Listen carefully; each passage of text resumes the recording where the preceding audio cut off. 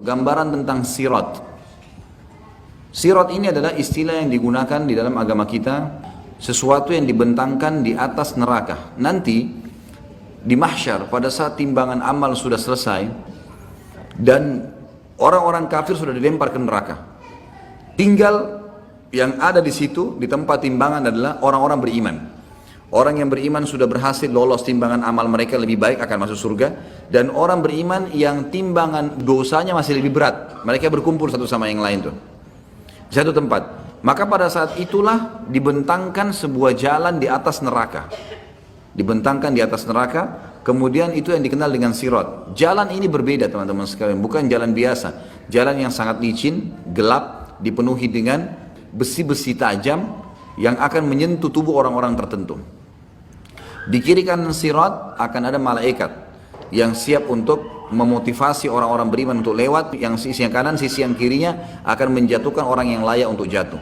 Dan ingat, yang lewat di atas sirat adalah orang-orang beriman. Tapi dua golongan, orang beriman yang lolos masuk surga karena di ujung neraka ada surga.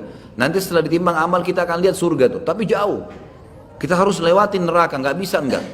Ma minkum illa wariduha. Tidak ada seorang pun kalian kecuali akan melaluinya. Kata ulama tafsir adalah yang maksud orang-orang beriman.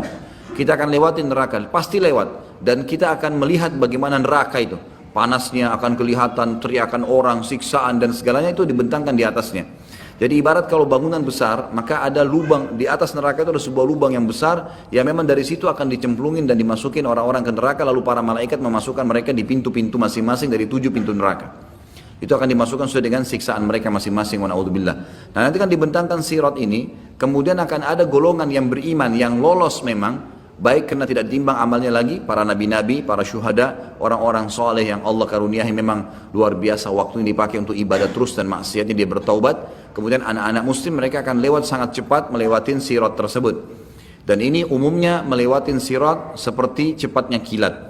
Kemudian akan ada yang cepatnya seperti kuda, menunggangi kuda, ada yang seperti berlari, dan ada yang berjalan dan dia terkoyak tapi selamat. Dan ada juga orang-orang yang merangkak dan akhirnya jatuh, Jadi ada orang beriman yang akan lolos sampai ke depan surga, nanti ada namanya kantara. Dan ada orang-orang beriman yang tadinya memang beriman, tapi mereka dosanya lebih besar, harus lewat neraka dulu. Mereka juga melewati sirat, tapi ini akan jatuh terlebih dahulu. Termasuk nanti akan ada orang beriman yang misal dosanya 100.000, pahalanya 100.000. Lalu Allah Azza wa Jal bantu dia, ya, disucikan, dihilangkan beberapa dosanya sehingga amal solehnya lebih banyak. Nah, dosa yang dimaafkan oleh Allah Subhanahu wa Ta'ala ini sudah cukup untuk mengkoyak tubuhnya dengan besi yang tajam di sirat. Dia akan selamat tapi akan terkoyak. Itu semua punya dalil. Kita akan jelaskan dalilnya. Dimulai dari surah Yasin ayat 66. A'udzubillahi minasyaitonirrajim. Walau nasya'u latamasna 'ala a'yunihim fastabaqus sirata fa anna yubsirun. Allah menceritakan tentang sirat itu. Jikalau kami menghendaki pastilah kami hapuskan mata mereka, lalu mereka berlumba-lumba mencari jalan, maka bagaimana mereka bisa melihatnya? Saksi bahasan fastabaqus sirat. Pada saat mereka mau lewatin sirat, Allah Subhanahu wa Ta'ala bisa hilangkan pandangannya. Sebagian ulama tafsir mengatakan dimaksud adalah mereka gelap, tidak bisa lihat sirat itu. Sebagaimana dijelaskan dalam sebuah hadis, sirat adalah jalan dibentangkan di atas neraka Jahannam. Allahu a'lam berapa panjang, karena neraka Jahannam ini luar biasa luasnya. Dan itu gelap dan sangat licin. Kita dengarkan penjelasan Nabi SAW di dalam hadis yang cukup panjang. Hadis ini riwayat Imam Muslim. Abu Hurairah meriwayatkan sabda Rasulullah SAW, Allah akan mengumpulkan manusia lalu kaum mukminin berdiri hingga surga berada di dekat mereka, kelihatan surga. Ini orang mukmin yang lolos masuk surga nanti, atau ada orang mukmin yang masuk neraka dulu, semuanya akan berdiri hingga surga berada di dekat mereka atau kelihatan oleh pandangan mereka. Lalu mereka mendatangi Adam seraya mengatakan, wahai bapak kami, mohonlah kepada Allah agar dibentangkan surga, bukakan surga itu. Ada jalan sebagai sana, tapi tidak bisa. Mereka lihat sekitarnya nggak ada jalan. Ini neraka, harus dilewati neraka baru sampai ke surga. Maka mereka berkata semuanya, wahai Adam, engkaulah bapak kami, bukakanlah surga untuk kami. Ya. Artinya minta kepada Allah agar dibentangkan surga dibuka dan kami bisa jalan menuju ke sana. Adam alaihissalam menjawab, tidakkah yang mengeluarkan kalian dari surga melainkan karena bapak atau dosa bapak kalian, Adam? Aku tidak berhak untuk hal itu. Pergilah kepada anakku Ibrahim, Khalilullah. Beliau pun melanjutkan, kata Nabi SAW, maka Ibrahim mengatakan, aku tidak berhak akan hal itu, aku hanyalah khalil, kekasih semasa di dunia, tapi di akhirat tidak. Cobalah pergi kepada Musa yang diajak berbicara oleh Allah secara langsung.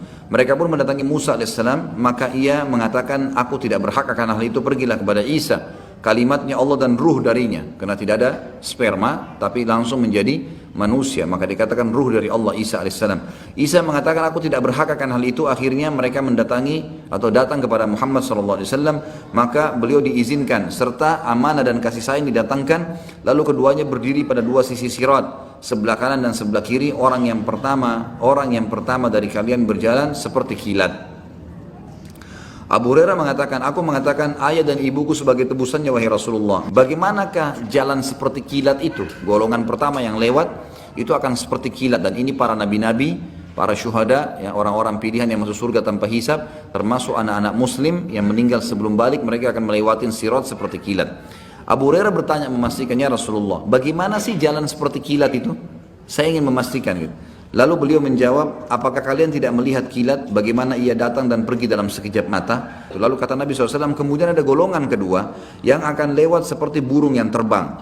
Dan ada yang ketiga seperti laki-laki yang berjalan cepat. Amal-amal mereka lah yang menjalankan mereka sesuai dengan keadaan tadi. Kalau amalnya luar biasa, mereka seperti kilat. Kalau mereka amalnya sedang, maka ada seperti tadi burung yang terbang, ada yang seperti berlari, dan seterusnya. Sedangkan Nabi SAW, sedangkan Nabi kalian berdiri di atas sirat. Nabi Muhammad SAW akan berdiri di atas sirat dengan hikmah Allah. Seraya berucap, wahai Rabb, selamatkanlah, hingga amal-amal hamba menjadi lemah. Jadi ada orang-orang yang lemah amalnya, maka mereka tidak mampu. Sampai seseorang datang tapi tidak kuasa berjalan kecuali dengan merangkak.